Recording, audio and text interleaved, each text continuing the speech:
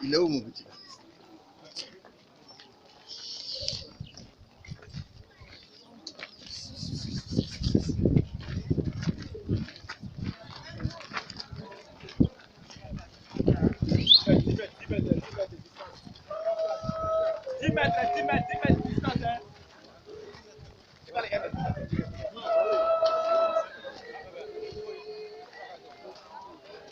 C'est clair.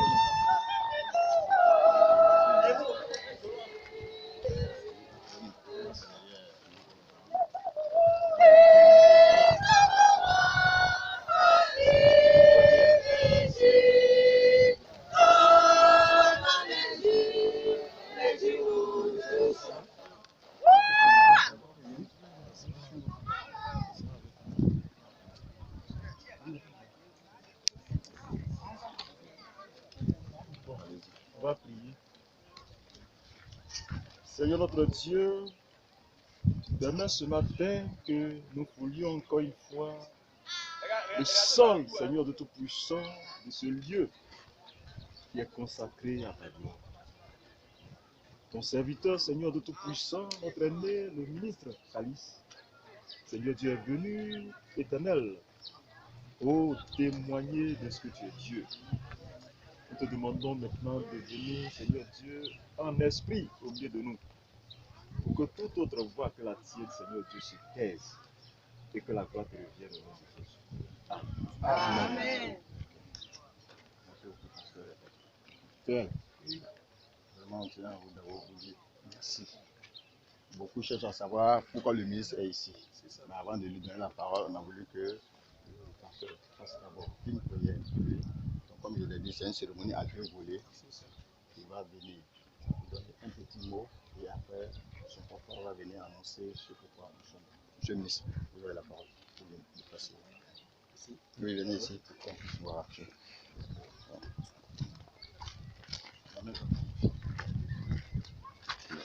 Alléluia. Amen. Alléluia. Amen. Pendant la traversée du désert, Dieu a dit à son serviteur Moïse, dans Exode chapitre 25 au verset 8, « Ils me feront un sanctuaire et j'habiterai au milieu d'eux. » C'est la raison principale de notre présence à l'église méthodiste unie d'Agbaou aujourd'hui. Je suis venu avec mon épouse, Mme Yapo, avec mon grand frère, Yapoatse Dominique, et toute ma délégation, pour prier avec le peuple de Dieu et pour dire que dans ce village d'Agbaou, plus que jamais, nous avons besoin de la présence de Dieu, non pas au ciel, mais au milieu de nous.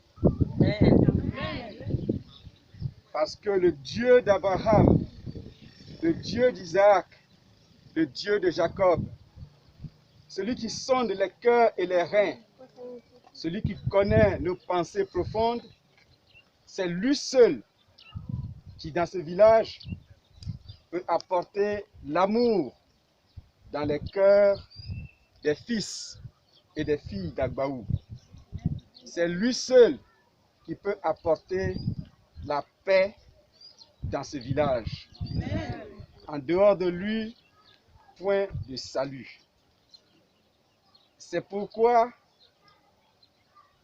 humblement, respectant sa parole, toujours au chapitre 25 du livre de l'Exode, il dit que tous ceux que leur cœur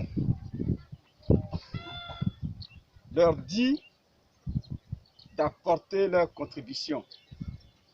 Humblement ce matin, mon épouse et moi apportons du ciment, du gravier, du sable, du fer à béton, des brouettes, des pioches, des pelles et de l'argent en espèces.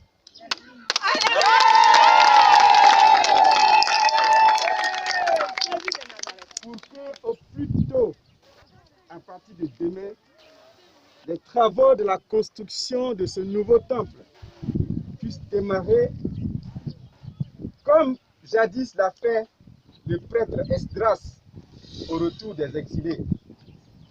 Je voudrais profiter de cet instant solennel où Dieu est parmi nous pour demander au peuple de Dieu, mais surtout et surtout aux oints de ce village. Ce qu'on appelle les oints, c'est les pasteurs, c'est les prêtres, c'est les religieux et les religieuses, pour qu'ils prient. Ils prient en esprit et en vérité pour ce village. Qu'ils prient en esprit et en vérité pour ce village. Et qu'ils confient le village d'Agbaou à la miséricorde du Seigneur. C'est le Seigneur seul qui peut nous sauver de toute situation, parce qu'il est le Dieu de l'impossible. Je voudrais vous remercier et prier à mon tour le Seigneur notre Dieu, que sa main soit sur tous ceux qui vont travailler ici sur ce chantier. Que sa main soit sur nous et qu'il multiplie nos avoirs pour que ce temple puisse se terminer. Je voudrais vous remercier les uns et les autres et vous demander la permission de me retirer pour que mon grand frère, celui que dans la Bible, Dieu a désigné comme Bélacel, c'est-à-dire c'est celui-là qui a les doigts habiles pour construire. Yapoua, c'est Dominique, l'ingénieur de notre village, qui puisse venir vous expliquer comment les choses vont se passer. Je vous remercie.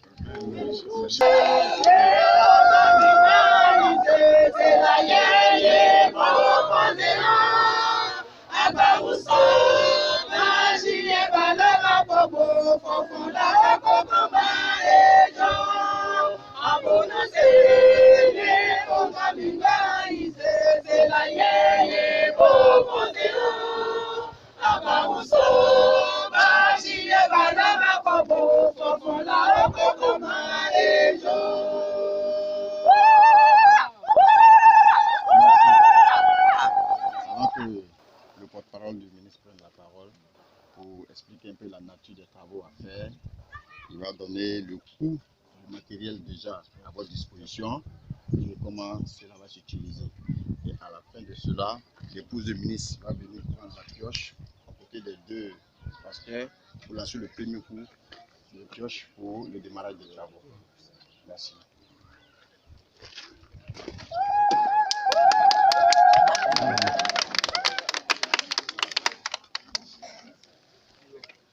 Merci, chers frères et sœurs. Alors, avant de décrire un peu ce qui va être fait, il y a eu des travaux qui avaient été déjà débutés. Et malheureusement, peut-être au moment où on faisait ces travaux-là, les experts n'avaient pas été associés à cela. Et monsieur le ministre lui-même, il est ingénieur des travaux publics. Il y a votre frère Aouti, François, qui est lui-même un grand technicien. Il y en a plein comme ça dans le village. Et quand on a regardé, on s'est rendu compte que là, si on regarde, on ne fait rien, que les travaux continuent. En tout cas, le bâtiment risque de s'écrouler sur les fidèles. Et nous, on aura ça sur la conscience. Donc, c'est fort de cela que le ministre a autorisé qu'on fasse une expertise. Et l'expertise a été faite. Et elle a effectivement vérifié, effectivement, elle a confirmé et que ce bâtiment ne pouvait pas continuer à ce état-là. Et qu'on ne pouvait rien récupérer là-dedans, il fallait tout démolir. Et c'est ce qui a été fait. La démolition a été faite. Maintenant, qu'est-ce qui va être fait? Alors, c'est un bâtiment qui va être construit sur une largeur de 12 mètres et sur une longueur de 29 mètres avec un parvis devant. Le parvis au départ, je crois qu'ils avaient 2 mètres, on a trouvé que c'était insuffisant. Il va être prolongé sur 3 mètres. Et comme le terrain est dénivelé, donc on ne peut pas le faire de cette façon. Il faut, à un moment donné, équilibrer les choses. Donc, à partir de l'arrière, il va y avoir d'abord les fondations qui vont être faites sur des semelles isolées, qui vont être surélevées des poteaux. Mais à partir de l'arrière, sur l'autel, de l'autel jusqu'à presque à la moitié de l'église, on va faire une dalle. De telle sorte que, en dessous de la dalle, à partir de l'arrière, qu'on puisse récupérer l'espace qui existe pour aménager peut-être des bureaux. Tout ça. Voilà, donc c'est ce qui va être fait. Et l'ensemble de ces travaux-là, on a fait une évaluation d'abord des quantités. Donc on aura besoin de 50 tonnes de ciment, de 50 mètres cubes de sable, du gravier pour près de 80 mètres cubes et des aciers 6, 10 et 12, à peu près 48 boards. Voilà un peu ça, c'est une évaluation des sommaires. Il se peut que dans le temps, ça puisse évoluer au moment de la réalisation des travaux. On aura aussi besoin d'agglos pleins et d'agglos creux de l'ordre de 1700 francs pour les agglos pleins et 1700 agglos pleins et 3200 agglos creux. Alors aujourd'hui, le ministre apporte un appui pour démarrer les travaux. Donc il fournit, il a dit, il y a 30 tonnes de ciment, il donne 18 bords de fer, 18 voyages de sable, 2 voyages de gravier et du matériel brut qu'il a été cité. Et ensuite, il donne un don en espèces. Parce que c'est vrai qu'on a tout ce matériel, mais à un moment donné, il faut que ceux qui vont mettre la main à la porte, c'est vrai que peut-être parmi vous, il va y avoir des ouvriers qui vont peut-être intervenir. Il peut ne pas demander quelque chose, mais en dehors de vous, s'il n'y en a pas les qualifiés nécessaires, on sera obligé de prendre d'autres personnes, et ceux-là, ils vont demander qu'on donne quelque chose. Donc, ils donnent de l'argent pour ça. Alors, tout ce qui a été évalué, donc le matériel, tout ce qui a été cité, est évalué à 5 425 000 francs. Et donc, c'est à 5 425 000 francs qu'il ajoute en espèces 500 000 francs pour pouvoir démarrer les travaux. Donc, à ce jour d'aujourd'hui, le ministre a dépensé 9 millions, et lui et son épouse, 5 925 000 francs. À qui est balé, Koutou à Penkeb, Koutou Yangouan, Koutou Abimou Keb. Namba yi ministre demande de quelqu'un.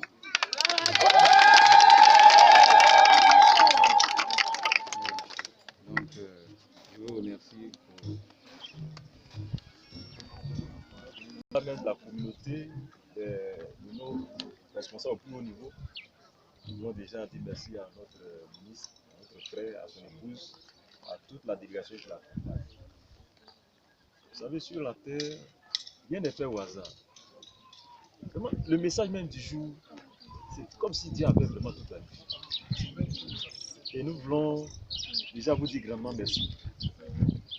Le livre d'Hébreux nous dit que Dieu n'est pas injuste pour oublier tout ce que nous faisons au milieu de nos frères et sœurs. Ce qu'il s'agit de la gloire de notre Dieu. Tout ce que nous pouvons vraiment souhaiter à notre ministre, à son épouse et à toute sa famille, c'est que Dieu l'accompagne dans toutes ses œuvres. Nous savons que devant les humains, vraiment c'est pas facile. Nous voyons un peu les souffrances qu'ils endurent au niveau de l'accomplissement de leur haute responsabilité au niveau de l'État. Nous prions déjà que Dieu l'accompagne, que Dieu l'assiste, que Dieu l'élève. Nous sommes convaincus que Dieu va le faire. Parce qu'il n'est pas injuste. Monsieur le ministre, merci encore une fois. Que Dieu vous bénisse, vous accompagne. God bless you abundantly. Thank you for all. Awa, prends le sac de maman. Donc après Le sable ici. Non, là.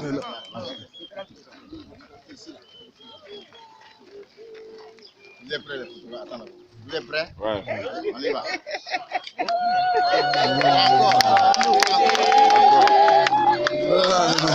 Merci maman.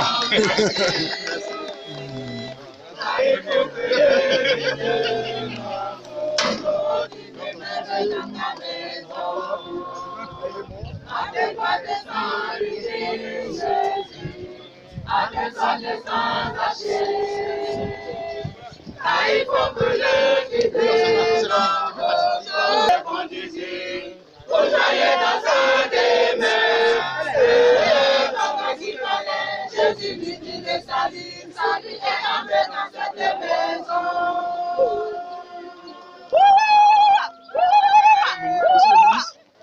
Nous vous invitons à méditer à la maison du chapitre 17 et verset 10.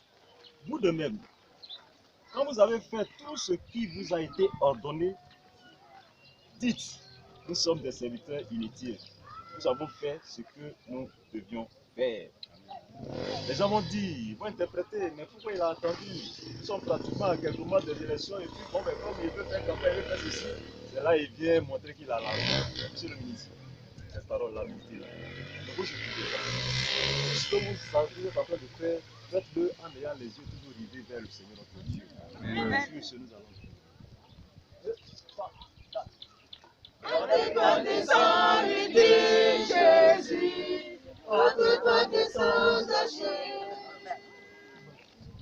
Seigneur notre Dieu, ce matin, nous voulons te bénir et te dire grandement merci.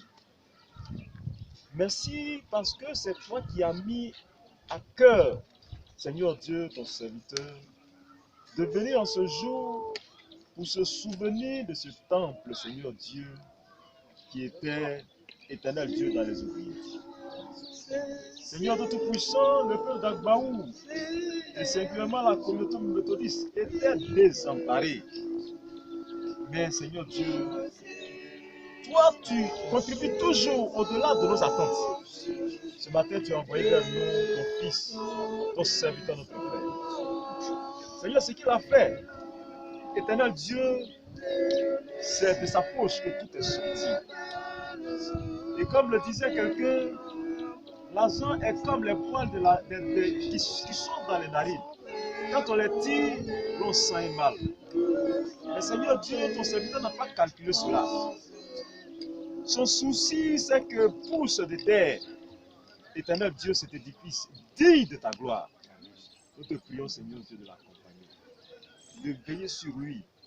Seigneur, tu as dit, voici les signes qui accompagneront ceux qui auront cru. Que ces signes, Seigneur Dieu, accompagnent ton serviteur. Je sais que, Seigneur Dieu, des pièges sont sur son chemin. Je sais que, Seigneur Dieu, l'ennemi est à ses trousses. Mais, Seigneur Dieu, nous sommes convaincus d'une chose, c'est que ta grâce ne lui fera jamais défaut. Amen. Comme l'aveu de Sarepta, que l'huile, Seigneur Dieu, la farine ne manque jamais dans sa maison. Il n'est jamais à rougir des yeux. Mais, Seigneur Dieu, à chaque fois qu'il y a, Seigneur Dieu, un manque à gagner, que ta présence se fasse sentir à tous égards, pour que tu l'arroses abondamment. Et que, Seigneur Dieu, tu fasses de lui, éternel Dieu, ce que tu veux. Et que, Seigneur Dieu, au travers sa personne, Seigneur, à travers, Seigneur Dieu, les œuvres qu'il pose au milieu de ses semblables, que la gloire, Seigneur Dieu, s'élève vers toi, et que, Seigneur Dieu, tu l'accompagnes. Merci, Seigneur Dieu, de le combler de grâce.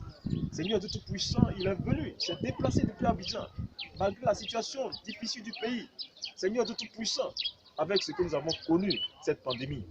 Mais nous prions, Seigneur Dieu, que ta main, Seigneur Dieu, s'élève sur lui, pour que tu le couvres, Seigneur Dieu, et que tes riches bénédictions pleuvent, Seigneur Dieu, sur lui. À telle enseigne que, Seigneur Dieu, des gens quittent loin pour venir, Seigneur Dieu Tout-Puissant, connaître le nom de son Dieu. Et qu'il passe, Seigneur Dieu, avec le nom de Jésus-Christ de Nazareth. Amen. Merci, Seigneur Dieu, de bénir tout ce qu'il a donné. Que ta main de gloire, Seigneur Dieu Tout-Puissant, soit sur tous ces matériaux de construction. Et que, Seigneur Dieu Tout-Puissant, l'argent qui va venir, qui est déjà venu, que, Seigneur Dieu, tu puisses aider ceux qui vont, Seigneur Dieu, l'utiliser, pour que cela serve réellement à ceux à quoi il est destiné. Accompagne-les, Seigneur, dans ton amour, dans ta gloire et dans ta grâce.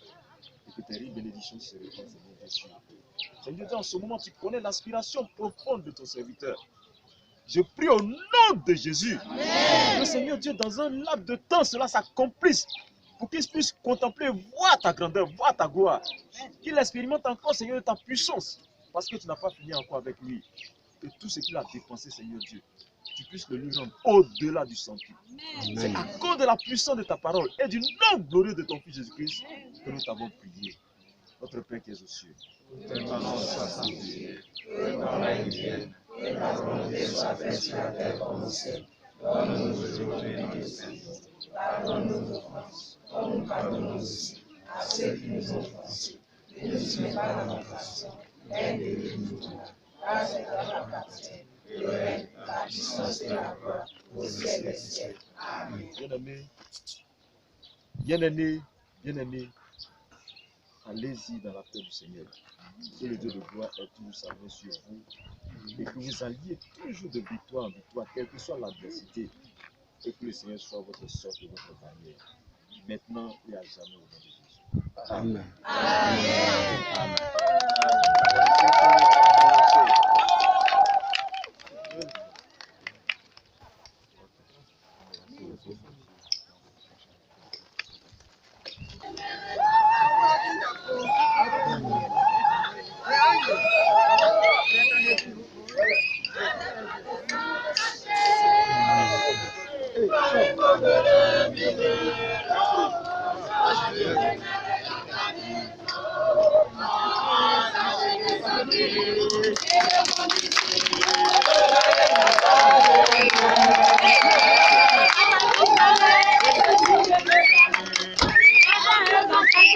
Au nom de Jésus.